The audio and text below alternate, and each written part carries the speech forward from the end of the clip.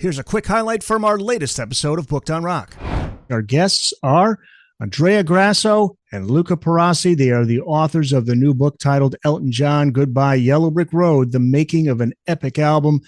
The fourth and final side features Your Sister Can't Twist, But She Can Rock and Roll, Saturday Night's All Right for Fighting, Roy Rogers, Social Disease, and Harmony, which Andrea mentioned as his favorite deep track.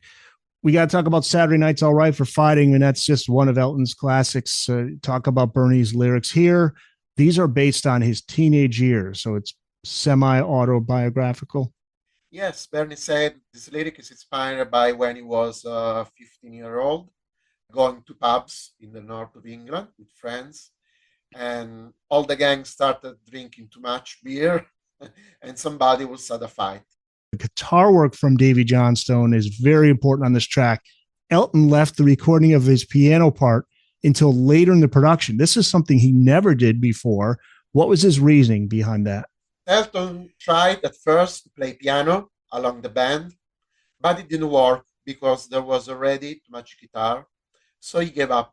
And then when the basic recording was finished, they had to convince him to play a piano part a la Jerry Lee Lewis.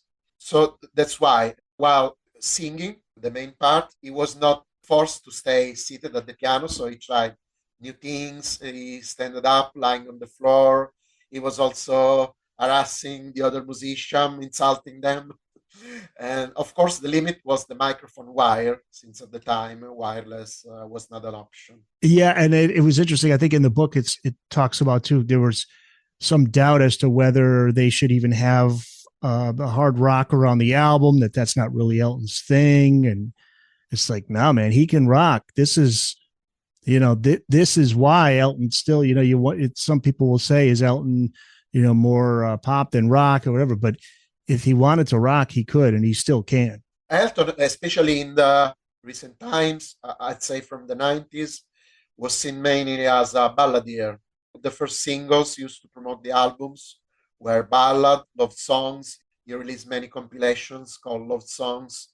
So unfortunately, it's just a side, not the only one. He did all kinds of music. He did dance, he did funky, he did everything. He also did a dance album called Victim of Love.